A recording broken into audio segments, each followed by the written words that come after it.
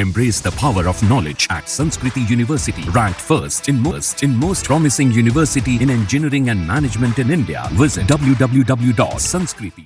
1 जून 2001 ये तारीख जो है नेपाल के इतिहास में काले अक्षरों में दर्ज है। एक राजा जो अपने ही शाही परिवार पर गोली चलाता है, फिर खुद को भी गोली मार लेता है, खुद भी मर जाता है। वो क्या था, मतलब क्यों, क्या सिचुएशंस थी, क्या हुआ था एग्जैक्टली उस टाइम पर? नहीं, हम लोगों को इतना ही पता है कि राजा वीरेंद्र काफ़ी चिंतित थे पहले से ही कि उनके खिलाफ कई लोग हैं, कई फोर्सेस हैं, और उनके समझ में आ गया था कि भारत उनके साथ है, मोनार्की के साथ है। वो मोनार्की को प्रोटेक्ट करना चाहता है इस फोर्सेस के खिलाफ जो है।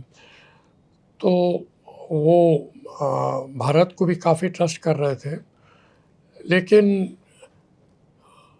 जब ये फोर्सेस मोनार्की के खिलाफ जो है, भारत के खिलाफ है, वो आगे बढ़ रहे थे, तो और माओवादी भी आगे बढ़ के मोनार्की के साथ बातचीत शुरू कर रहे थे, तो गलत तरीके से क्राउन प्रिंस दीपेंद्र जो है उनके मन में, क्योंकि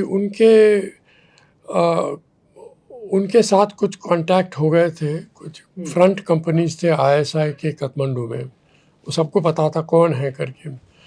वो क्राउन प्रिंस के साथ उनके रिश्ते बन गए थे। रॉयल फैमिली के साथ वैसे थे, लेकिन क्राउन प्रिंस के साथ ख़ास तौर के।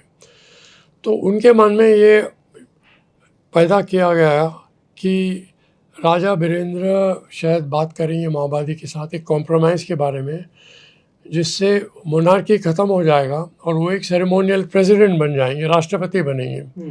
ये सच नहीं था, लेकिन दीपेंद्र को ये सोच दिया गया कि ये बातचीत चल रहा है, आप देख के रहिए।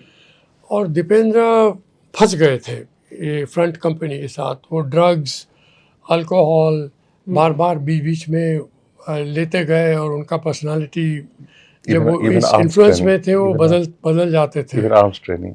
He also took the arms training in Pakistan. तो वीरेंद्र जी बहुत इस बारे में चिंतित थे और बातचीत कर रहे थे हमारे साथ कि इस तरीके से क्यों इस तरीके बदल क्यों रहे वो। तो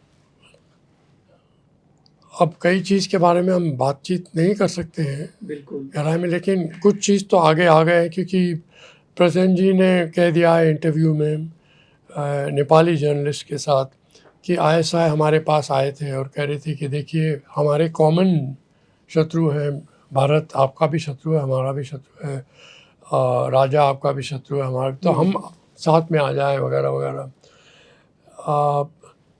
ये इस तरीके से बातचीत हो रहा था, लेकिन दीपेंद्र के मन में ये पैदा किया गया था कि राजा प्रेसिडेंट बनने के बारे में बातचीत के लिए तैयार है माओवादी की। और अप्रैल में ही इस तरीके से कांटेक्ट शुरू हो गया था, होने वाला था। और अप्रैल में राजा वीरेंद्र की ओर से एक सिग्नल आया था कि कुछ प्रॉब्लम आने वाले हैं, काफ़ी सीरियस प्रॉब्लम। वो दिल्ली से बात करना चाहते थे, लेकिन वो बातचीत हो नहीं पाया। उसके पहले ये सारा मैसेकर हो गया।